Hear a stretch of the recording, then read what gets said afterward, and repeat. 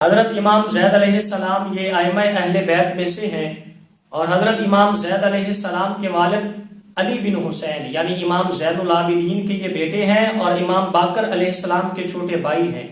آپ کی والدہ کے نام میں اختلاف ہے، زید بھی آتا ہے، زیدہ بھی آتا ہے، زیدہ بھی آتا ہے، اور حیدان بھی آتا ہے۔ بہرحال آپ کا مرتبہ اور مقام بہت ہے۔ آپ فرماتے ہیں کہ اللہ کی قسم جب سے میں نے ہوش سنبھالا ہے زندگی میں کبھی جھوٹ نہیں بولا، اور جب سے مجھے پتہ چلا ہے کہ اللہ کو حساب دینا ہے تو میں نے اللہ کی حرام کردہ چیزوں کو چھوڑ دیا ہے، ترک کر دیا ہے۔ اور آپ کا خوف الہی ایسا تھا کہ حضرت عمر فاروق کے پوتے حضرت عاصم بن عبداللہ وہ کہتے ہیں کہ جب آپ کے سامنے تذکرہ کیا جاتا اللہ کا تو آپ غش کھا کر زمین پر گر پڑتے اور بے ہوش پڑے رہتے، کہ کتنی دیر تک بے ہوش پڑے رہتے۔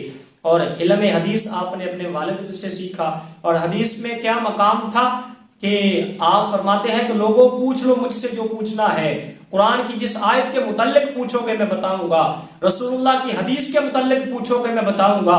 یہ حضرت امام زید علیہ السلام کی علم حدیث میں یہ مقام تھا۔ فقہ میں کیا مقام تھا؟ فقہ میں آپ امام مجتہد تھے، اور بڑے بڑے فقہاء نے آپ کی گواہی دی ہے۔ حضرت امام جعفر الصادق علیہ السلام فرماتے ہیں اللہ کی قسم ہم میں وہ سب سے بڑے قاری قرآن بھی تھے اور سب سے بڑے فقیہ اسلام بھی تھے۔ اور حضرت امام اعظم ابو حنیفہ فرماتے ہیں ان کے زمانے میں ان سے بڑا کوئی فقیہ نہیں دیکھا۔ اور امام شافعی نے تو کمال کر دیا، وہ کہتے ہیں کہ زید جیسا فقیہ، زید جتنا فقیہ شخص عورتوں نے پیدا ہی نہیں کیا۔ یہ حضرت زید علیہ السلام کا حدیث میں فقہ میں یہ مقام تھا۔ خوف الہی کیا تھا؟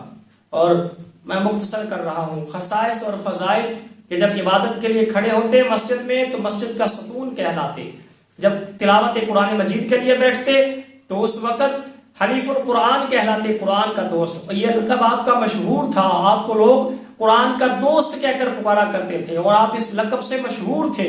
امام زید علیہ السلام نے جب بیعت لینا چاہی، میں بالکل مختصر کر رہا ہوں، انشاءاللہ جمعے پہ ڈیٹیل سے بیان ہوگا، بالکل مختصر۔ امام زید نے جب بیعت لینا شروع کی تو 40,000 لوگوں نے بیعت کی۔ جب میدان میں اترنے کا وقت آیا 218 آپ کے وفادار سپاہی رہ گئے۔ پوچھا اب سبحان اللہ باقی کدھر ہیں؟ کہا انہیں مسجد میں روک رکھا گیا ہے، کیا یہ ان کے لیے عذر نہیں ہے۔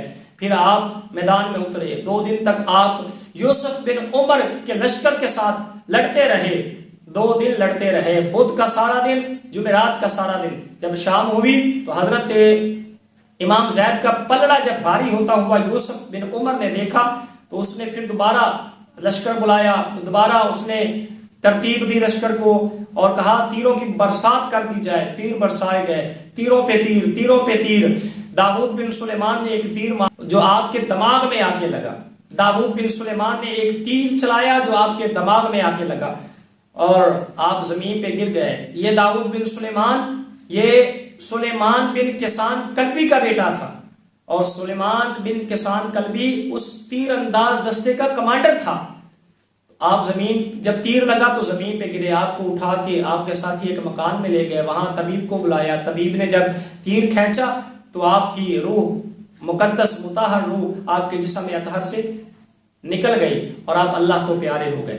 بعد میں آپ کے ساتھیوں نے سوچا کہ کیا کیا جائے، اگر دفنا دیا جائے سب کے سامنے تو وہ اہل بیت کے دشمن نکال کے بے حرمتی کریں گے لاش کی، تو چھپا کر کسی نے کہا کہ زندہ پہنا کر پانی میں بہا دیا جائے، کسی نے کہا کہ جو گڑھے کھودے جاتے ہیں ان میں سے ایک گڑھے میں رکھ کر اوپر مٹی ڈال کے اوپر گھاس لگا کے اوپر پانی چھوڑ دیا جائے، کسی نے کہا، ایک روایت میں آتا ہے کہتے کہ بہتے ہوئے نالے کے نیچے آپ کو دفن کر دیا گیا۔ ایک سندھی آپ کا غلام دیکھ رہا تھا، اس نے یا ایک دھوبی کا غلام دیکھ رہا تھا، اس نے انعام کے لالچ میں جا کر بتا دیا۔ ادھر وہ تلاش کر رہے تھے، زندہ تلاش کر رہے تھے، تو پتہ چلا کہ اس کی قبر بنا دی گئی ہے اور اس کو دفن کر دیا گیا ہے۔ تو آئے پھر قبر، کون آیا؟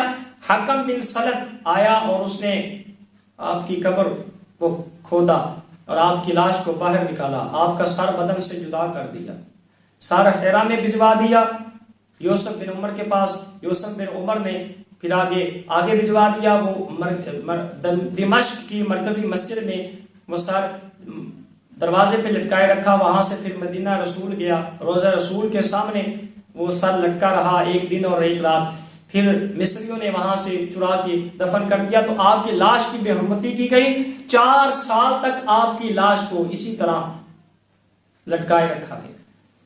بعد میں جب پتہ چلا کہ محبان ان کے چاہنے والے لاش لینے آئیں گے تو لاش کو جلا دیا گیا۔ بڑا ظلم ہوا حضرت امام زید علیہ السلام کے ساتھ۔ آج ہمیں ان کا نام اس لیے یاد نہیں ہے کہ ان کا نام مٹا دیا گیا ہے۔ اہل بیت کے ساتھ ظلم، جیتے جی بھی ان کے ساتھ ظلم کیا گیا، اور ان کے شہید ہونے کے بعد بھی ان کا ذکر دبایا گیا، ان کے فضائل، ان کے مناقب، ان کے نام تک دبائے گئے۔